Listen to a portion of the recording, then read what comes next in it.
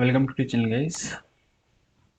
एक बार के लिए बात कर लेते हैं ग्लोबल सिनेरियो की। क्या ग्लोबल सेटअप है, डेटा क्या है, किन किन चीज़ों पे ध्यान रखना है।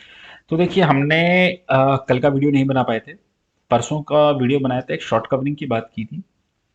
एक बार के लिए शॉर्ट कवरिंग आई भी, लेकिन मार्केट फिर से फिजल आउट हो गया। आज क्या हुआ, हम गैप डाउन ओपन हुए, लेकिन डेटा बहुत ही लाइट था और उस वजह से थोड़ी शॉर्ट कवरिंग हुई।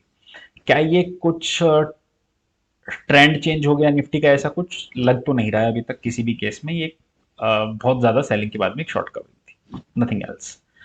ट्रेंड किस चीज से चेंज हो सकता है उस पर बात करते हैं। पहले आते हैं डाउ जोन्स पे। देखिए, डाउ 30-32 पॉइंट माइनस है, नीचे से रिकवर कर चुका है, ठीक चल रहा है, कोई इशू नहीं है ऐसा। सेम विद नेस्डेक, बहुत ज्यादा इशू इसमें भी नहीं लग रहा है। इशू कहाँ पे है वहां पे बात करते हैं। डॉलर इंडेक्स जो कंसोलिडेशन कर रहा था पिछले 5-6 दिनों से, उस रेंज को क्रॉस करके 103 के ऊपर आ चुका है। कंसर्न यहाँ है। दूसरा कंसर्न का है जो और भी बड़ा है, क्रूड। ये WTI है, ब्रेंट और ज़्यादा है थोड़ा। बहुत ज़्यादा डिफरेंस नहीं आ रहा है अभी दोनों में। वैसे जनरली $2-3 का तो एटलीस्ट डिफरेंस रहता है, बट अभी उतना हो नहीं रहा है। ओके, सो आप ये देखिए, 121-122 क्रूड चल रहा है।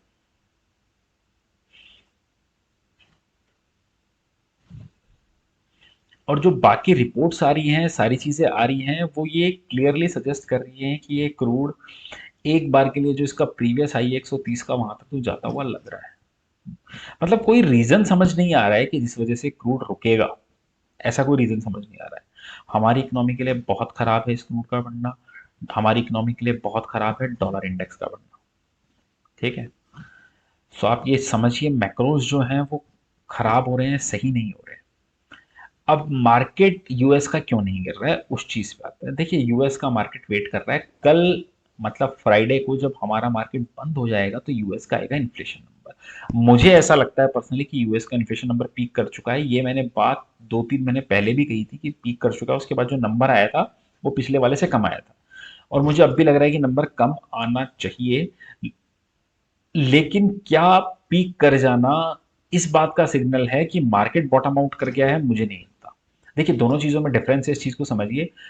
इन्फ्लेशन का पीक कर जाना और मार्केट का बॉटम आउट हो जाना बहुत अलग अलग चीजें हैं। इन्फ्लेशन पीक हो गया, मान लिया, लेकिन ये एक लंबा साइकिल है। ये ऐसा नहीं है कि कोई इवेंट था छोटा सा जो हो गया और चला गया। अब धीरे धीरे ग्रोथ का भी इशू मार्केट को सताने लगेगा। धीरे धीरे ग्रोथ का भी इशू आने लगेगा। अगर आप यूएस के होम सेल्स के नंबर देखोगे तो वो भी थोड़े डाउन आने लगे हैं, तो ग्रोथ का भी कंसर्न आएगा। फिर मार्केट इस चीज में फंस जाएगा कि अगर लिक्विडिटी को टाइट करोगे तो ग्रोथ जा रही है, फिर हम रिसेशन की तरफ जा रहे हैं, जो कि सबसे बड़ा डर होता ही है इस चीज में, और वो होता हुआ दिख भी रहा है। और उसमें वो कहते हैं ना कि कैटलिस्ट का काम कर रहा है ये आपका रशिया यूक्रेन का और चाइना का इशू और चाइना का लॉकडाउन। सो सब कुछ डिपेंड करता है, एक शॉर्ट टर्म में रैली आएगी या मार्केट नीचे जाएगा, ये मुझे लगता है इस पर डिपेंड करता है कि कल इन्फ्लेशन का नंबर क्या आता है यूएस में। अगर इन्फ्लेशन बढ़ी हुई आई तब तो गिरना तय है, और अगर 8 से कम आ गई तो लग रहा है कि शायद मार्केट थोड़ा बहुत करे। लेकिन मैक्रोज फिर भी मुझे इतने कोई पॉजिटिव नहीं लग रहे कि मार्केट अच्छा चले। लेकिन दूसरी चीज, मार्केट में अभी भी लिक्विडिटी बहुत ज्यादा है। तो जो यूएस अपनी बैलेंस शीट को भी ट्रिम कर रहा है, कई चीजें हैं, तो इतना इजी नहीं है इस चीज से निकलना। तो दिक्कत रहेंगी। मैक्रोज अभी तक सुधरे नहीं है। ओके, टेक्निकल की बात कर ली कि अगर इन्फ्लेशन का नंबर आता है तो क्या हो सकता है। अब आता है निफ्टी, सॉरी निफ्टी पे। देखिए, बहुत ही जबरदस्त वाली कवरिंग आई आज। आप ये देखिए, जहां से ओपन हुए हम लोग बहुत ही शानदार तरीके से गए, और इसको सिर्फ एक कवरिंग की तरह ही लीजिए। मुझे लगता है फ्रेश मूव आपको बनाना चाहिए सीधे मंडे को, फ्राइडे को भी नहीं, क्योंकि बहुत ही सिंपल चीज है। फ्राइडे को हमारे मार्केट बंद होने के बाद डेट आएगा, तो हो सकता है मंडे को हम गैप अप या गैप डाउन ही खोले। तो उसके बाद देखना पड़ेगा कि कैसे क्या सिनेरियो इसमें है। ओके, तो मुझे नहीं लगता कि अभी कोई ट्रेड लेना चाहिए। पॉजिटिव होगा 16,700 की क्लोजिंग के ऊपर जाके, क्योंकि अब तो जो हाई निकाल के आया है वो ऑलमोस्ट ऑलमोस्ट इस बार 16,800 का निकाल के आया है। लेकिन अगर हम पुरानी प्रीवियस क्लोजिंग को लेके चलें तो 668 की क्लोजिंग है, तो हम मान के चलते हैं सेफर साइड पे कि 16,700 के ऊपर ये पॉजिटिव हो जाएगा।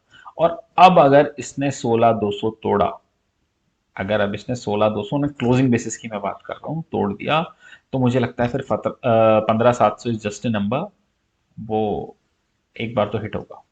और इस बार हिट होगा तो रुकेगा नहीं रुकेगा कहना मुश्किल है, लेकिन अगर 16,200 टूटा तो काफी प्रोबेबिलिटी है कि हम 15,700 टच कर देंगे। ओके, अब आते हैं हम बैंक निफ्टी पे। अभी मैक्रोस पे बात कर रहा हूँ कि मार्केट में अभी कोई डायरेक्शनल मूव बन ही नहीं पा रहा है। Okay, same with bank Nifty. Bank Nifty देखिए आज कल जो इंटरेस्ट रेट हाइक हुआ वो पॉजिटिव रहता है बैंक्स के लिए जनरली, क्योंकि उनके निम बढ़ते हैं, सारी चीजें बेटर रहता है, बैंकों के लिए कोई नुकसान वाली बात नहीं है। ओके, सो बैंक निफ्टी थोड़ा पॉजिटिव रहना चाहिए एज कंपेयर टू निफ्टी, लेकिन अगर निफ्टी गिरा तो इसमें बैंक निफ्टी भी कुछ कर नहीं पाएगा। आपका एक एसएल इसमें भी होना चाहिए 34,600 का ऑन क्लोजिंग बेसिस। अगर 34,600 के नीचे और सेफर साइड पे 34,500 ले लो, उससे नीचे पे क्लोज हुआ तो मुझे लगता है फिर एक बार 33,000 के लिए इसमें भी तैयार होने की जरूरत है। ओके, और ऊपर में ब्रेकआउट कब आएगा, जब हम 36,000 के ऊपर की क्लोजिंग देंगे, उससे बीच में ये मोमेंटम करता रहेगा, 2 दिन ऊपर 2 दिन नीचे वाली चीज है। डेटा पे आते हैं। डेटा में भी ऐसा कोई बहुत कुछ खास नहीं आया है। इंडेक्स में लॉन्ग अनवाइंड कर दिए 26,2700 कॉन्ट्रैक्ट्स और 8,000 शॉर्ट्स लेके गए हैं। स्टॉक में, स्टॉक का डेटा हर दूसरे दिन बदल रहा है आजकल। 1900 फ्यूचर लॉन्ग लेके गए हैं तो 12,000 अनवाइंड किए हैं। ऑप्शन की डेटा का कोई लॉजिक इसमें है नहीं। ठीक है, अब एक बार के लिए दो स्टॉक डिस्कस कर लेते हैं। ओके, एक है अडानी एंटरप्राइजेस। देखिए, अगर मार्केट कल नीचे खुलता है जैसे एसजीएक्स निफ्टी दिखा रहा है, तो नीचे में ही लेने की कोशिश करनी है। देखिए, मैं इसका आर्ली चार्ट खोलता हूं। अगर आप इसका आर्ली चार्ट देखेंगे तो इसमें समझ में आएगा एक इन्वर्टेड हेड एंड शोल्डर का पैटर्न बनने की कोशिश हो रही है। ओके, 15 मिनट चार्ट्स पे भी कैंडल है, इस तरीके का पैटर्न है, और आर्ली चार्ट पे भी है।